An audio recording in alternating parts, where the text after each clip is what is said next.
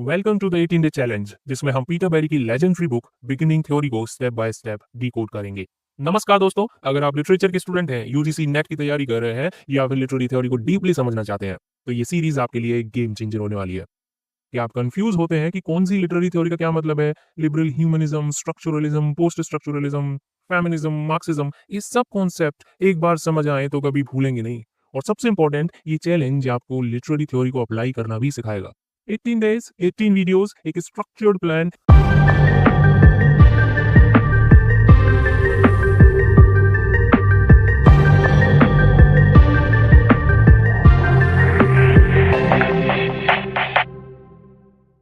अगर आपने डे 1 का लिबरल ह्यूमनिज्म वाला एपिसोड मिस कर दिया है तो जरूर चेक करें, क्योंकि आज का टॉपिक जो भी हम डिस्कस करने वाले हैं, स्ट्रक्चरलिज्म, उसका बेस समझने के लिए लिबरल ह्यूमनिज्म से कंट्रास्ट करना जरूरी है। और वो पीटर बेरी की बुक का पहला चैप्टर है।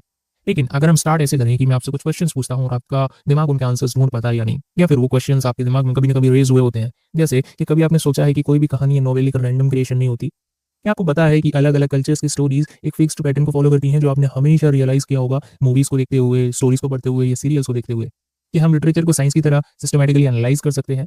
आज हम इन्हीं क्वेश्चंस के आंसर ढूंढेंगे और एक रिवॉल्यूशनरी अप्रोच एक्सप्लोर करेंगे, जो सिर्फ लिटरेचर तक सीमित नहीं है, बल्कि लिंग्विस्टिक्स, एंथ्रोपोलॉजी, साइकोलॉजी और कल्चरल स्टडीज तक फैला हुआ है। आज के सेशन में हम कवर करेंगे स्ट्रक्चरलिज्म का basic concept, Ferdinand de Saussure और लैंग्वेज के structuralist model, Claude Levi Strauss और मिथ्स का स्ट्रक्चरलिस्ट एनालिसिस, रोला बार्थ्स और लिटरेचर का analysis with the structuralist point of view, structuralism की लिमिटेशंस और पोस्ट स्ट्रक्चरलिज्म का इंपैक्ट, और एंड में मैं आपको दूंगा बोनस सेक्शन जो आपकी पर्सपेक्टिव्स को और क्रिएटिव और कंफ्यूजन फ्री कर देगा। कुछ ऐसे क्वेश्चंस के आंसर दूंगा जो आपको बहुत ज्यादा कंफ्यूजिंग लगते हैं और वो आपकी लिटरेरी थ्योरी में बहुत हेल्प करेंगे। तो चलिए बिना किसी देरी के शुरू करते हैं स्ट्रक्चरलिज्म का डीप डाइव। आज हम एक ऐसी लिटरेरी थ्योरी एक्सप्लोर करने वाले हैं जो पूरे लिटरेचर और कल्चर का एक सिस्टमैटिक फ्रेमवर्क बनाने की कोशिश करती है, स्ट्रक्चरलिज्म। आपने कभी सोचा है कि क्यों दुनिया भर की कहानियां एक जैसे पैटर्न फॉलो करती हैं? क्यों एक टिपिकल बॉलीवुड फिल्म एक डिज्नी फेयरी टेल से इतनी मिलती जुलती लगती है? ये सब एक डीप स्ट्रक्चर का हिस्सा है, जिसे समझना ही स्ट्रक्चरलिज्म का कोर एम है। स्ट्रक्चरलिज्म एक ऐसी थ्योरी है जो मानती है कि हर लैंग्वेज, लिटरेचर और कल्चरल फिनोमेना एक सिस्टमैटिक स्ट्रक्चर का हिस्सा होता है, और इन्हीं स्ट्रक्चर्स को समझना ही एनालिसिस का मेन गोल है। पीटर बेरी इस पर कहते हैं, structuralist believe that things can not be understood in isolation, they have to be seen in the context of the larger structure to which they belong. इसका मतलब ये है कि किसी भी टेक्स्ट, कहानी या मूवी को तभी समझा जा सकता है जब हम उसके पैटर्न्स और डीप स्ट्रक्चर्स को आइडेंटिफाई करें। स्ट्रक्चरलिज्म की जड़ें लिंग्विस्टिक्स यानी कि भाषा विज्ञान में मिलती हैं, और इसकी सबसे बड़ी कंट्रीब्यूटर थे फर्डिनांड डी सोशोर। अब इसे कुछ लोग ससुर के तौर पर प्रोनाउंस करते हैं, लेकिन I pronounce it as a Saussure. उनका कहना था कि लैंग्वेज एक स्ट्रक्चर सिस्टम है जिसमें वर्ड्स की मीनिंग उनके रिलेशनशिप्स और कॉन्ट्रास्ट से बनते हैं। इसी आइडिया को लिटरेचर और कल्चर में अप्लाई करके स्ट्रक्चरलिज्म एक डोमिनेंट थ्योरी बन गया। एग्जाम्पल अगर हम कुछ लें और समझने की कोशिश करें कि बेसिकली स्ट्रक्चरलिज्म किस स्ट्रक्चर के बारे में बात कर रहा है, तो वो बात करता है बेसिकली द कॉमन स्ट्रक्चर्स की। एग्जाम्पल लेते हैं सिंड्रेला एक मूवी और एक बॉलीवुड फिल्म। अगर आप सिंड्रेला की कहानी और एक typical Bollywood romantic movie compare करें तो एक कॉमन पैटर्न मिलेगा। जैसे सबसे पहला, एक ऑपरेस्ट हीरो या हीरोइन। सिंड्रेला एक नौकरानी जो अपनी स्टेप मदर और स्टेप सिस्टर की सर्वेंट बनी हुई होती है। बॉलीवुड हीरोइन मिडिल क्लास लड़की जिसे सोसाइटी या फैमिली प्रेशर फेस करना पड़ता है। सेकंड स्ट्रक्चर वाज एक रिच और रॉयल लवर। सिंड्रेला के केस में एक राजकुमार होता है जो उसकी जिंदगी बदल देता है। बॉलीवुड मूवी में एक बिजनेस टाइकून या इन्फ्लुएंशियल लड़का होता है जो हीरोइन को प्यार करता है या उसकी जिंदगी बदल देता है। फिर आता है एक विलेन या ऑब्स्टेकल। सिंड्रेला में ईविल स्टेप मदर उसकी प्रोग्रेस को रोकने की कोशिश करती है। बॉलीवुड में स्ट्रिक्ट पेरेंट्स, एक दूसरा राइवल या सोशल क्लास डिफरेंस, इन सब चीजों को रेस्ट्रिक्ट करके as a villain role play करता है। एंड फोर्थ स्ट्रक्चर आता है एक हेल्पर कैरेक्टर। सिंड्रेला में एक परी जिसे फेयरी गॉड मदर कहा गया है, वो होती है जो उसकी मदद करती है। बॉलीवुड में हीरो का दोस्त, हीरोइन की बेस्ट फ्रेंड जो उसको सपोर्ट सिस्टम बनकर उसकी हेल्प करती है। फिर लास्ट स्ट्रक्चर जो बहुत कॉमन पैटर्न देखा गया है वो है हैप्पी एंडिंग। सिंड्रेला और राजकुमार शादी कर लेते हैं और हैप्पीली एवर आफ्टर जीते हैं। बॉलीवुड में भी हीरो हीरोइन सभी प्रॉब्लम्स को सॉल्व करके एक साथ आ जाते हैं। स्ट्रक्चरलिस्ट का कहना है कि ये पैटर्न्स रैंडम नहीं होते, बल्कि हर कहानी एक डीप स्ट्रक्चर फॉलो करती है। ये सिर्फ कहानी तक सीमित नहीं है, बल्कि पूरी दुनिया में कहानियां एक पर्टिकुलर मिथिक स्ट्रक्चर या नैरेटिव फ्रेमवर्क को फॉलो करती हैं। आपको क्या लगता है कि हर कहानी एक डीप स्ट्रक्चर से गवर्न होती है? क्या आपने और कहीं ये पैटर्न नोटिस किया है? मैंने बहुत किया है। चलिए इसे थोड़ा और ज्यादा डीपली एक्सप्लोर करते हैं। स्ट्रक्चरलिज्म बाकी में और क्या क्या बातें करता है। फर्डिनांड डी सोशोर की थ्योरी हम समझते हैं और उनका स्ट्रक्चरलिस्ट मॉडल क्या था ये हम जानते हैं। अगर स्ट्रक्चरलिज्म एक ट्री है तो उसका बीज फर्डिनांड डी सोशोर ने बोया था। सोशोर जो 1857 से 1913 तक थे, एक स्विस लिंग्विस्ट थे जिन्होंने लैंग्वेज को एक स्ट्रक्चर सिस्टम के रूप में समझा। उनका कहना था कि भाषा का मीनिंग उसके अलग अलग शब्दों में नहीं होता, बल्कि उन शब्दों के बीच के रिलेशनशिप में होता है। इस चीज को ध्यान से सुनिए, भाषा का मीनिंग उसके अलग अलग शब्दों में नहीं होता, बल्कि उन शब्दों के बीच के रिलेशनशिप्स में होता है। ये ग्राउंड ब्रेकिंग आइडिया था जिसने लिटरेचर, फिलोसफी और कल्चरल स्टडीज को एक नई तरीके से देखने पर मजबूर कर दिया। पीटर बेरी इस पर लिखते हैं कि Saussure showed that words are not meaningful by themselves but only in relation to other words। मतलब वर्ड्स अपने आप में मीनिंगफुल नहीं होते हैं, बल्कि उनका मीनिंग तभी समझा जा सकता है जब हम उनका कंपैरिजन किसी और वर्ड से करें उसके रिलेशन में। इसे हम अगर रिलेशंस में अगर समझना चाहें बहुत बेसिक तरीके से, if you are call yourself mama of someone, there must be a bhanja of yours. यानी कि भांजा है तभी मामा है और मामा है तभी भांजा है। This relations are relatively there for anyone. तो इसी तरीके से वर्ड्स अपने आप में मीनिंगफुल नहीं होते, बल्कि उनके मीनिंग्स तभी समझ सकते हैं हम जब उनका कंपैरिजन और उसका रिलेशन दूसरे वर्ड से देखें। अब सोश्योर ने 3 मेजर कॉन्सेप्ट दिए जो स्ट्रक्चरलिज्म की फाउंडेशन है और बहुत कॉमन, बहुत फेमस है। सबसे पहली चीज उन्होंने जो बोली अपनी सिम्योटिक थ्योरी में, दैट वाज साइन, सिग्निफायर और सिग्निफाइड। सोश्योर का सबसे बड़ा कंट्रीब्यूशन था उनकी ये सिम्योटिक्स की थ्योरी, जिसमें उन्होंने लैंग्वेज को साइन के सिस्टम के रूप में देखा। उन्होंने कुछ की टर्म्स दिए जैसे सिग्निफायर, वो वर्ड या साउंड जो हम बोलते हैं। फॉर एग्जाम्पल इफ आई से ट्री और एप्पल। सिग्निफाइड वो इमेज या कॉन्सेप्ट जो हमारे दिमाग में आता है। दैट मीन्स एग्जाम्पल आएगा एक पेड़ की तस्वीर या सेब की तस्वीर। अब पेड़ की तस्वीर, पेड़ कैसा भी हो सकता है, सबके दिमाग में अलग अलग पेड़ बन सकता है। किसी के दिमाग में नीम का पेड़ बनेगा, किसी के दिमाग में पीपल का पेड़ बनेगा। But that tree word is related to a concept of ped, a concept of a natural entity this that is related with ped. जबकि इनके बीच में कोई डायरेक्ट रिलेशन नहीं है वर्ड और कॉन्सेप्ट के बीच में। लेकिन सिग्निफायर क्या है? एक वर्ड है, एक साउंड है जो हम बोल रहे हैं। सिग्निफाइड उस वर्ड या साउंड को सुनने के बाद जो हमारे दिमाग में कॉन्सेप्ट या इमेज जनरेट हो रही है, that is called signified. Sign क्या है? Sign is the combination of signifier and signified, जो एक पर्टिकुलर मीनिंग देता है किसी भी चीज को। तो सोशियोर का कहना था कि ये रिलेशन आर्बिट्रेरी यानी कि रैंडम होता है। मतलब ट्री और पेड़ में कोई नेचुरल कनेक्शन नहीं है, ये सिर्फ एक सोशल एग्रीमेंट है जिसे हम सब एक्सेप्ट करते हैं। अच्छा, ऐसे दूसरे तरीके समझते हैं। अगर हम कहें ट्रैफिक सिग्नल्स और लैंग्वेज का क्या आर्बिट्रेरी नेचर है, तो है। देखिए, अगर हम कहें रेड लाइट तो आपको समझ आएगा कि हमें रुकना है। अगर हम देखें ग्रीन लाइट तो हमें समझ आता है कि हमें चलना है। अगर हम देखें येलो लाइट तो हमें चलने के लिए तैयार रहना है। पर सोचिए कि रेड कलर का असली मीनिंग रुकना ही होता है। अगर किसी और सोसाइटी में ब्लू लाइट रुकने का सिग्नल होती तो क्या हम उसे एक्सेप्ट नहीं करते? बिल्कुल करते। रेड कलर रुकने से एसोसिएटेड नहीं है, बट रेड कलर एक कॉन्टेक्स्ट में, एक सिग्निफाइड मीनिंग के अंदर, एक ट्रैफिक लाइट के अंदर एक रुकने के कॉन्सेप्ट से अटैच किया गया है by the society, by the governing authorities. ये प्रूव करता है कि लैंग्वेज और सिंबल्स के मीनिंग्स नेचुरल नहीं होते, बल्कि एक सोशल कन्वेंशन के बेस पर होते हैं। एक और एग्जांपल अगर हमने, जैसे डॉग और कुत्ता हम बोलते हैं। डॉग का मतलब वही होता है जो हिंदी में कुत्ते का मतलब होता है, लेकिन इंग्लिश में हम उसे डॉग कहते हैं और हिंदी में उसे कुत्ता कहते हैं। वर्ड्स डिफरेंट है लेकिन इमेज सेम है। वहीं अगर आप किसी व्यक्ति को जो हिंदी स्पीकर नहीं है, मान लीजिए हिंदी में पर्टिकुलरली कुत्ता ही बोला जाता है, किसी और लैंग्वेज में उसे कुकुर कहा जा रहा है। जो व्यक्ति हमेशा से कुकुर को एज अ डॉग मानता आया है, उसके सामने अगर आप कुत्ता कहेंगे तो क्या उसके दिमाग में वो इमेज बनेगी? नहीं। हो सकता है वो किसी डिश का इमेज बनाने लग जाए दिमाग में, हो सकता है वो किसी व्यक्ति का या किसी नेम का या किसी अदर कॉन्सेप्ट का अदर देन डॉग, ये इस तरीके की इमेज उसके दिमाग में लग जाए, because that is not socially accepted there. अगर आप डॉग बोल रहे हैं, that is everywhere accepted as a dog, the concept of an animal. But अगर हिंदी में आप कुत्ता बोल रहे हैं, संस्कृत में आप उसे कुकुर बोल रहे हैं, अब जिस रीजन में, जिस लैंग्वेज में उस वर्ड का यूटिलाइजेशन होता ही नहीं है। For example if I take my personal example, I have experienced it. अगर हम हिंदी में लंका बोलते हैं तो हम रावण वाली लंका एक्सप्लेन कर सकते हैं, लेकिन बंगाली में लंका बोलोगे that is a green chilli.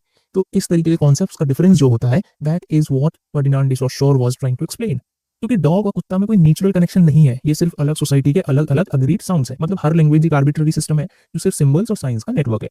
फिर उन्होंने कॉन्सेप्ट दिया लैंग वर्सेस पैरोल। ये लैंग्वेज का स्ट्रक्चर और उसके इंडिविजुअल यूज के बारे में बात करता है। सोशियोर लैंग्वेज का एक और रिवॉल्यूशनरी मॉडल लेकर आते हैं जिसमें उन्होंने लैंग्वेज के 2 लेवल्स डिफाइन किए, लैंग एंड पैरोल। लैंग क्या है? पूरी भाषा का एक सिस्टमैटिक स्ट्रक्चर जिसमें ग्रामर, रूल्स, सिंटैक्स, ये सारी चीजें आती हैं। पैरोल क्या है? एक व्यक्ति की बोली हुई भाषा, ये इंडिविजुअल स्पीच है या एक्सप्रेशन है। लैंग एक कम्युनिटी का शेयर्ड सिस्टम होता है जो रूल्स और ग्रामर सेट करता है। पैरोल एक व्यक्ति का अपना अलग तरीका होता है उसी लैंग्वेज को बोलने का।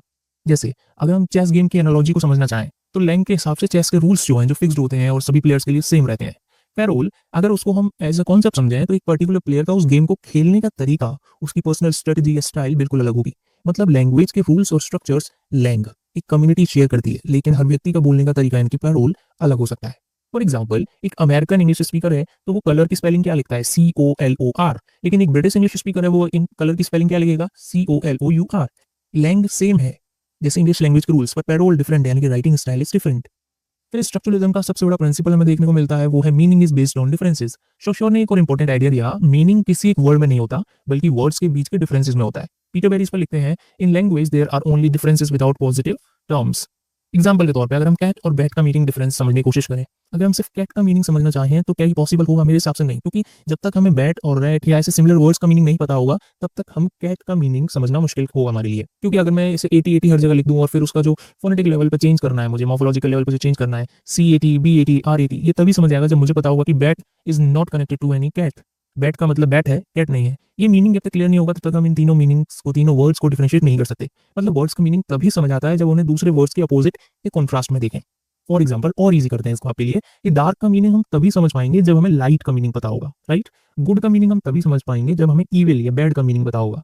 तो स्ट्रक्चरलिस्ट कहते हैं कि हर मीनिंग रिलेटिव होता है, किसी भी वर्ड का मीनिंग दूसरे वर्ड्स के कंपैरिजन में डिफाइन होता है। तो अब तक की सोशियो की थ्योरी से हमने क्या क्या सीखा? हमने सीखा कि सोशियो ने लैंग्वेज का एक नया स्ट्रक्चर दिया जिसमें वर्ड्स का मीनिंग एक फिक्स्ड चीज नहीं बल्कि रिलेशनशिप्स और डिफरेंसेस से बनता है। स्ट्रक्चरलिज्म के मेन टेकअवेज क्या थे? वर्ड्स के मीनिंग फिक्स नहीं होते बल्कि आर्बिट्ररी होते हैं। लैंग्वेज एक सिस्टम है जो सोशल कन्वेंशंस पर बेस्ड होता है। हर कहानी एक प्री एग्जिस्टिंग स्ट्रक्चर को फॉलो करती है। तो आपको क्या लगता है कि मीनिंग सच में वर्ड्स में होता है या उनके रिलेशनशिप में? अब हम एक नई थ्योरी, एक नए ऑथर, एक नए फिगर के बारे में बात करेंगे, दैट इज क्लॉड लीवी-स्ट्रॉस, और उनके concept in structural analysis, that is myths. अगर फर्डिनांड डी सोशो ने लैंग्वेज के स्ट्रक्चर्स को डिकोड किया तो क्लॉड लीवी-स्ट्रॉस ने मिथ्स और कहानियों के डीप स्ट्रक्चर को रिवील किया। क्लॉड लीवी-स्ट्रॉस जो 1908 टू 2009 तक थे, एक फ्रेंच एंथ्रोपोलॉजिस्ट थे। Anthropologist a person who studies about human, जो ह्यूमंस की स्टडी करता है, ह्यूमन बीइंग्स की, उनके बारे में जो पढ़ता है, जिन्होंने मिथ्स और कल्चरल नैरेटिव्स की स्ट्रक्चरल एनालिसिस किया। उनका मानना यह था कि मिथ्स सिर्फ रैंडम कहानियां नहीं होती बल्कि एक डीप स्ट्रक्चर के अंदर फिट होती हैं जो बाइनरी अपोजिशंस पर बेस्ड होती हैं। ये टर्म याद रखना, बाइनरी अपोजिशंस।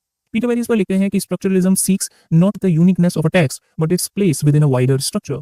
मतलब स्ट्रक्चरलिस्ट किसी भी कहानी को अलग तरीके से यूनिक होने के लिए नहीं देखते बल्कि ये देखते हैं कि वो एक बड़े स्ट्रक्चर का पार्ट कैसे है। तो लीवी-स्ट्रॉस का ये अप्रोच स्ट्रक्चरलिज्म का एक बड़ा एक्सटेंशन था जो मिथ्स और कल्चर स्टडीज पर अप्लाई होता है।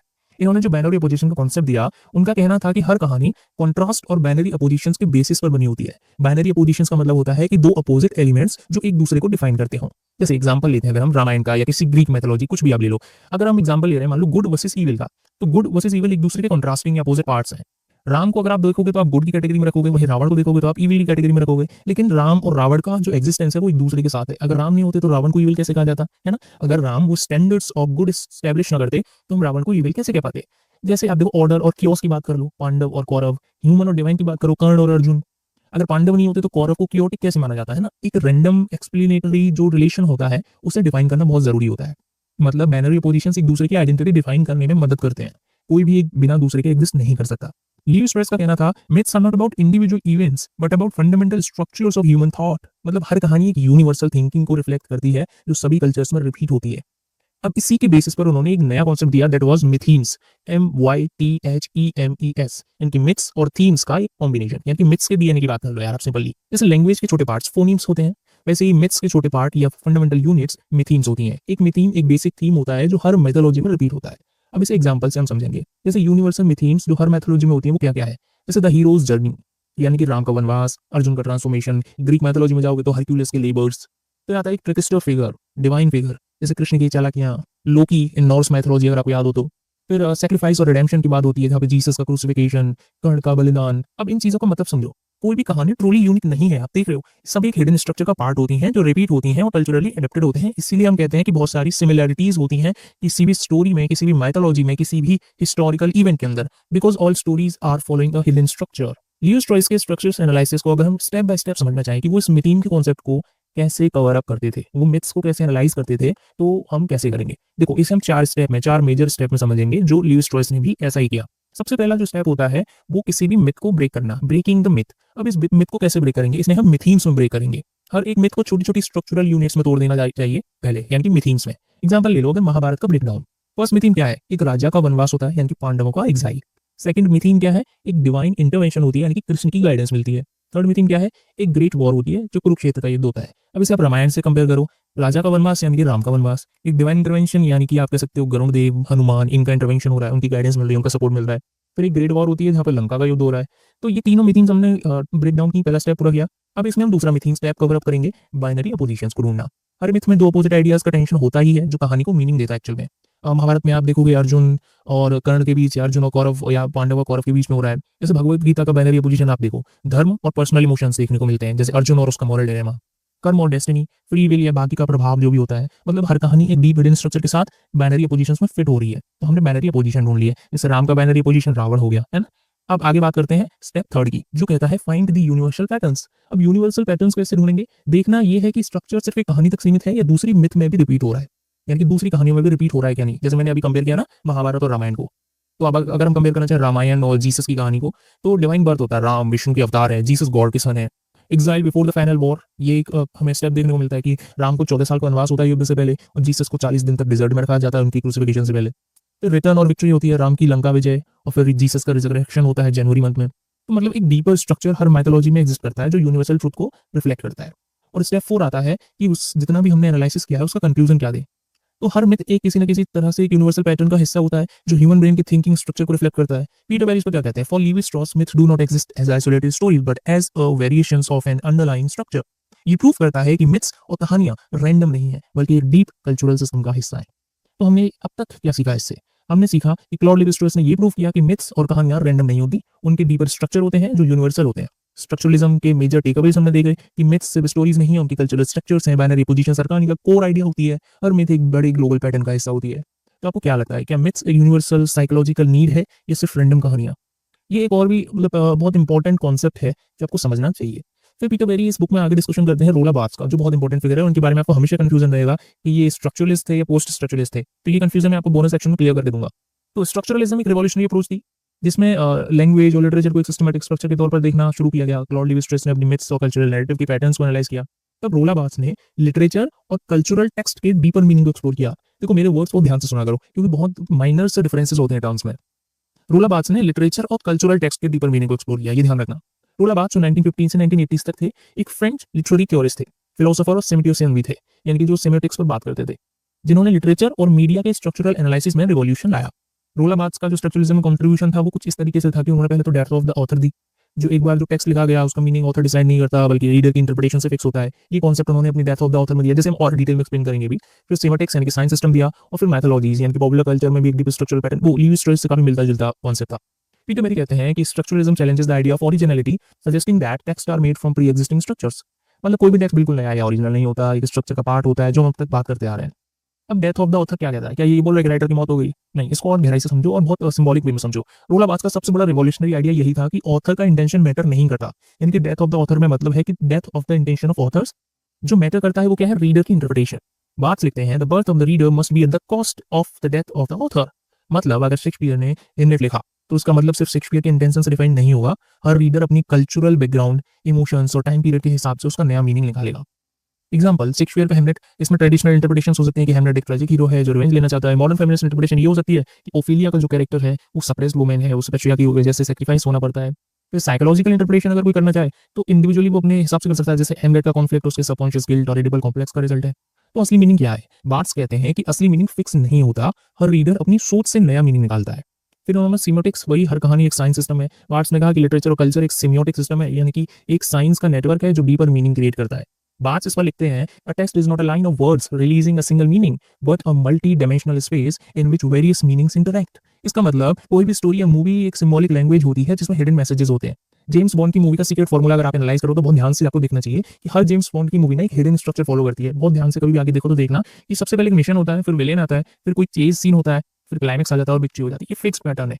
अरे अगर एक नया बॉन्ड मूवी आता है तो आप इसे डायरेक्टली प्रेडिक्ट कर सकते हो कि इसमें क्या होने वाला है, इसका स्ट्रक्चर कैसा होगा। मतलब हर कहानी एक लार्जर स्ट्रक्चर का पार्ट है। अच्छा देखो, बॉलीवुड की मसाला मूवी का भी पैटर्न फिक्स होता है ना। एक हीरो है, एक सिंपल लड़का होता है, फिर वो कैसे भी करके ग्रो करना चाहता है। फिर एक विलेन होता है जो हीरो की लाइफ बर्बाद करने की कोशिश कर रहा होता है। फिर उसमें कहीं ना कहीं से एक लव स्टोरी होती है जो शुरू में इम्पॉसिबल लगती है, बाद में सक्सेसफुल हो जाती है। क्लाइमेक्स में हीरो विलेन को हरा देता है। आजकल विलेन और हीरो मिक्सअप हो गए हैं, तो आप जैसे केजीएफ देखोगे या आप सालार देखोगे या आप साउथ की कोई मूवी देखोगे या बॉलीवुड की आजकल कोई जैसे ये भी देवा मूवी या ब्लडी डैडी, इस तरीके की जितनी मूवीज आ रही हैं they are all following the same pattern की विलेन ही हीरो है, हीरो ही विलेन है, लाइक दैट। तो ऐसा ही होता है कि क्लाइमेक्स में हीरो विलेन को हरा देता है, विलेन हीरो को, और फिर एक हैप्पी एंडिंग हो जाती है। ये पैटर्न रैंडम नहीं है, ये डीप स्ट्रक्चर का हिस्सा है जो सालों से चलता आ रहा है। फिर माइथोलॉजीज की बात करो तो इन्होंने कहा कि कल्चर में छुपे होते हैं हिडन मीनिंग्स। बार्ट्स ने कहा कि मीडिया, एडवर्टीजमेंट्स और डेली लाइफ के जो एलिमेंट्स हैं ना, एक स्ट्रक्चर का पार्ट होते हैं। उन्होंने ये आइडिया अपनी फेमस बुक में दिया। फेमस बुक का नाम क्या था? माइथोलॉजीज, जो 1957 में दी थी। वो इसमें लिखते हैं कि myth is a type of speech, a way through which society communicates it's ideologies. Example ले लो सुपरमैन और इंडियन गॉड्स का। सुपरमैन एक वेस्टर्न मैथोलॉजी का मॉडर्न वर्जन है। वही रामायण में राम भी एक सुपर हीरो फिगर है, यार हनुमान भी एक सुपर हीरो फिगर है, जैसा है जो जस्टिस और ट्रुथ का सिंबल होते हैं। ये दोनों स्टोरीज डीप कल्चरल स्ट्रक्चर का पार्ट हैं जो एक सेवियर फिगर को ग्लोरीफाई कर रही हैं। मतलब क्या है इसका? स्ट्रक्चरलिस्ट कहना चाहते हैं कि चाहे कोई भी मिथ हो, उनका स्ट्रक्चर एक जैसा ही होता है। फिर आती है बहुत important theory, reader response theory. ये भी समझना जरूरी है, इसका क्या लिंक है, क्या मीनिंग फिक्स होता है या नहीं। बार्ट्स का आइडिया था डेथ ऑफ द ऑथर, फिर वो बाद में रीडर रिस्पॉन्स थ्योरी से जुड़ जाता है। इस थ्योरी में कहा जाता है कि मीनिंग सिर्फ रीडर के एक्सपीरियंसेस और इंटरप्रिटेशंस पर डिपेंड करता है। जैसे हैरी पॉटर के मल्टीपल मीनिंग हो सकते हैं। एक बच्चा हैरी पॉटर को एक फैंटेसी एडवेंचर के रूप में पढ़ेगा, एक स्कॉलर इसे वर्ल्ड वॉर 2 और फेसिज्म के अगेंस्ट एक मेटाफर के रूप में देखेगा, एक फेमिनिस्ट स्कॉलर इसे जेंडर रोल्स और पावर डायनामिक्स के पर्सपेक्टिव से एनालाइज करेगा। तो मीनिंग सिर्फ रीडर के एक्सपीरियंसेस और उसके इंटरप्रिटेशंस पर डिपेंड करते हैं। तो सही मीनिंग कौन सा है? बात कहते हैं कोई भी एक सिंगल मीनिंग सही नहीं होता और कोई भी मीनिंग गलत भी नहीं है।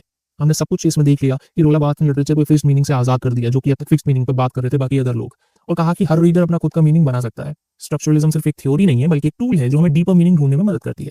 आपको क्या लगता है, क्या एक राइटर का इंटेंशन इंपॉर्टेंट है या सिर्फ रीडर का पर्सपेक्टिव मैटर करता है? आपको इस पर कमेंट करके जरूर डिस्कशन करना चाहिए। अब हम आ चुके हैं अपने एक बोनस सेक्शन की तरफ। अगर आप लिटरेचर और स्टोरी टेलिंग को डीपली समझना चाहते हैं ना, तो इस बोनस सेक्शन में हम देखेंगे इंटरटेक्चुअलिटी का कॉन्सेप्ट, जूलिया क्रिस्टेवा का एक revolutionary idea that was intertextuality. Intertextuality का मतलब यह है कि कोई भी कहानी कंप्लीटली ओरिजिनल नहीं होती, हर स्टोरी किसी और स्टोरी से इंस्पायर्ड होती है। ध्यान से सुनो, हर स्टोरी किसी और स्टोरी से इंस्पायर्ड होती है, उसका रेफरेंस होता है या उसको मॉडिफाई करती है। मतलब जब हम कोई फिल्म, नॉवेल या प्ले देखते हैं तो वो कहानी शायद पहले से किसी और कहानी के एलिमेंट्स या थीम्स को यूज कर रही होती है। एग्जाम्पल देखो, द लायन किंग और हेमलेट में कंपैरिजन करो। आप सोचते होंगे कि लायन किंग एक डिज्नी की ओरिजिनल स्टोरी है, लेकिन ये शेक्सपियर के हेमलेट से इंस्पायर्ड है। सिम्बा का एग्जाइल और रिवेंज प्लॉट सेम जैसा है जैसे हेमलेट अपने फादर का बदला लेना चाहता है। स्कार, लायन किंग, क्लॉडियस का कंपैरिजन करो तो हेमलेट का अंकल। दोनों अपने भाई को मार के राजगद्दी छीन लेते हैं। रफीकी यानी कि घोस्ट किंग हेमलेट बराबर है, दोनों हीरो को गाइड करते हैं। तो मोरल ऑफ द स्टोरी क्या हुआ कि कोई भी कहानी कंप्लीटली ओरिजिनल नहीं होती, सब कुछ किसी और कहानी से इंस्पायर्ड होता है, मॉडिफाई होता है। अब दूसरा एग्जांपल कंपेयर करना चाहो तो हैरी पॉटर और जीसस क्राइस्ट की स्टोरी। हैरी और जीसस क्राइस्ट दोनों एक सेवियर फिगर है और जो मर के भी जीत जाते हैं। डंबलडोर गॉड लाइक फिगर है, डंबलडोर एक वाइज मेंटर है, बिल्कुल वैसे जैसे क्रिश्चियन गॉड अपने मसीहा को गाइड करते हैं। वोल्डेमॉर्ट सैटन जैसा एक डार्क फोर्स जो दुनिया पर रूल करना चाहता है। मतलब इवन मॉडर्न स्टोरीज या नॉवेल्स पास्ट के रिलीजियस या मिथिकल स्टोरी से इन्फ्लुएंस होते हैं। लीव स्ट्राइस और स्ट्रक्चरलिज्म, इन्होंने कहा कि कहानियों का एक साइंस होता है। वो साइंस क्या है? स्ट्रक्चर। उनकी थ्योरी थी जंगियन आर्किटाइप, उससे भी कनेक्ट होती है, जो बताता है कि हर कहानी में कुछ कॉमन कैरेक्टर्स और पैटर्न्स मिलते हैं। ये सारी चीजें जो बता रहा हूँ ना, ये सारी चीजें सिमिलर है, वो कई बार कंपैरिजन के लिए आती हैं और कई बार आपके एग्जाम्स में इनका कॉन्ट्रास्टिंग व्यूज पूछ लिया जाता है, तो उनके बारे में पता होना चाहिए। अगर हम स्ट्रक्चरलिज्म में पोस्ट स्ट्रक्चरलिज्म पढ़ रहे हैं तो these are the common factors जो हमें पढ़ने चाहिए एक्स्ट्रा में, है ना। अब हम जंगियन आर्किटाइप्स की बात करते हैं। ये हर कहानी के कॉमन कैरेक्टर्स हैं एक्चुअली। जंगियन यानी कार्ल जंग एक स्विस साइकोलॉजिस्ट थे जिन्होंने ये थ्योरी दी, हर कहानी एक कॉमन पैटर्न फॉलो करती है, हर कल्चर में कुछ यूनिवर्सल कैरेक्टर्स हमेशा होते हैं। मतलब चाहे महाभारत लो, हैरी पॉटर लो, स्टार वॉर्स, मार्वल की कोई मूवी देखो, सब में ये बेसिक कैरेक्टर्स होते हैं। तो कौन से हैं जंगियन आर्किटाइप्स, क्या है उनके टाइप्स क्या है? सबसे पहले आता है द हीरो, जिसे महान योद्धा कहते हैं। कौन? जैसे Krishna, Ram, Arjun, Simba, Harry Potter. और रोल में देखो तो ये हमेशा एक मिशन पर होते हैं, मुश्किल फेस करते हैं और आखिर में जीत हासिल करते हैं। अर्जुन महाभारत में देखो कुरुक्षेत्र युद्ध में अपना धर्म के लिए लड़ता है। हैरी पॉटर वोल्डेमॉर्ट को हरा के दुनिया बचाता है। सिम्बा स्कार से राजगद्दी वापस ले लेता है। द शैडो, इसका जो दूसरा मतलब आर्किटाइप है, जो टाइप है, वो है द शैडो, जिसे विलेन कहते हैं। कौन? जैसे Ravan, Duryodhan, Scar, Voldemort, Thanos. Role क्या है? ये हीरो का सबसे बड़ा दुश्मन होता है जो हमेशा हीरो की जर्नी में प्रॉब्लम क्रिएट करता है, उसे चैलेंज करता है। अगर महाभारत में देखोगे तो दुर्योधन, हैरी पॉटर में देखोगे तो वोल्डेमॉर्ट, द लायन किंग में देखोगे तो स्कार, जो सिम्बा के फादर को मारकर राजगद्दी ले लेता है। फिर थर्ड आता है द मेंटोर, मार्गदर्शक। कौन? जैसे कृष्ण, भीष्म, डंबलडोर, रफीकी या योडा। इनका रोल यही होता है, ये हीरो को सही डायरेक्शन दिखाते हैं, उसे हेल्प करते हैं। फिर जो फोर्थ आर्किटाइप है वो है द ट्रिकस्टर, चालाक, किरदार। ये जैसे नारद मुनि हो गए, शकुनी, लोकी मार्वल में, जोकर, जैक स्पैरो। इस स्टोरी में क्यों ट्विस्ट लाते हैं, कभी पॉजिटिव कभी नेगेटिव, है ना। जैसे एग्जांपल देखो, शकुनी महाभारत में अपनी चाल से पांडवों को जुआ में हरा देते हैं। लोकी कभी हीरो कभी विलेन कभी कॉमेडी का सोर्स बन जाता है। जोकर गौतम सिटी में नाकी और प्रॉब्लम क्रिएट करता है। तो इससे सीखने को क्या मिलता है हमें? इंटरटेक्चुअलिटी बताता है कि हर कहानी किसी और कहानी से कनेक्टेड होती है। लीव स्ट्राइस का स्ट्रक्चरलिज्म दिखाता है कि हर कहानी एक यूनिवर्सल स्ट्रक्चर फॉलो करती है। जंगियन आर्किटाइप एक्सप्लेन करते हैं कि हर कल्चर के स्टोरीज में कुछ कॉमन कैरेक्टर टाइप्स हमेशा होते हैं। तो नेक्स्ट टाइम जब आप कोई मूवी या नॉवेल देखो तो देखो कि कौन से पुराने स्टोरीज उसमें रिफ्लेक्टेड है। अब आपका एक कंफ्यूजिंग क्वेश्चन होता है कि रोल बाथ स्ट्रक्चरलिस्ट है या पोस्ट स्ट्रक्चरलिस्ट है। अगर आप लिटरेचर क्रिटिसिज्म में इंटरेस्ट रखते हो तो एक बड़ा कंफ्यूजन हमेशा ये रहेगा। चलो इस मिस्टेक को सॉल्व करते हैं। रोल बाथ ना एक दोबारा सोचने वाली क्रिटिक है। यानी कि दोबारा सोचने वाली क्रिटिक क्यों है? ये फ्रेंच लिटरेरी थ्योरिस्ट थे जिन्होंने लिटरेचर को एक लैंग्वेज सिस्टम के रूप में स्टडी किया, है ना। और ये बंदा सिर्फ एक जगह नहीं टिका। पहले स्ट्रक्चरलिस्ट था, फिर पोस्ट स्ट्रक्चरलिस्ट बन गया। मतलब उसकी थिंकिंग इवॉल्व होती रही। पहले उसने कहा मीनिंग एक स्ट्रक्चर सिस्टम से फिक्स होती है, बाद में बोला कि फिक्स्ड नहीं होती, वो कॉन्स्टेंटली चेंज होती रहती है। पहले फेज में उन्होंने स्ट्रक्चरलिज्म का सपोर्ट किया और एक साइंस की तरह उसको स्टडी किया, यानी कि 1960s में मैथोलॉजी जब उन्होंने दी 1957 में, उन्होंने बताया कि हर कहानी या कल्चर एक स्ट्रक्चर्ड मीनिंग होता है जो सिंबल ऑफ साइंस के थ्रू समझाया जा सकता है। एग्जाम्पल भी दिया था हमने सुपरमैन वगैरह का। तो इसमें इस फेज में बात स्ट्रक्चरलिस्ट है क्योंकि वो मीनिंग को एक सिस्टम और स्ट्रक्चर के बेस पर डिफाइन कर रहे हैं। फिर उनका दूसरा फेज आता है, वो है पोस्ट स्ट्रक्चरलिस्ट बात। आप ऐसा कह सकते हो क्योंकि 1970s के बाद उनके पॉइंट ऑफ व्यू में चेंज आया। बाद में कहा कि बस यार स्ट्रक्चरलिज्म की एक लिमिटेशन होती है, मीनिंग फिक्स नहीं होता, वो बदलती रहती है। उन्होंने स्टडी की इस पर। फिर उनकी फेमस ऐसे आई the death of the author 1967 में। उसने कहा कि एक टेक्स्ट का मीनिंग सिर्फ ऑथर के इंटेंशन से फिक्स नहीं होता बल्कि रीडर के इंटरप्रिटेशन के हिसाब से चेंज होता है, और यही पोस्ट स्ट्रक्चरलिज्म का बेसिक आइडिया था। तो इसमें शेक्सपियर के हेमलेट का उन्होंने हमने एग्जांपल दिया था कि कैसे अलग अलग पर्सन अलग अलग तरीके से इसे एक्सप्रेस कर सकते हैं। तो इस फेज में बात क्या थे, पोस्ट स्ट्रक्चरिस्ट हैं क्योंकि वो कह रहे हैं कि एक टेक्स्ट का मीनिंग फिक्स नहीं होता, वो रीडर के इंटरप्रिटेशन के अकॉर्डिंग चेंज होता रहता है। तो रोलावास का क्या मतलब सिस्टम क्या था? स्ट्रक्चरलिस्ट थे, पोस्ट स्ट्रक्चरिस्ट थे, वो दोनों थे।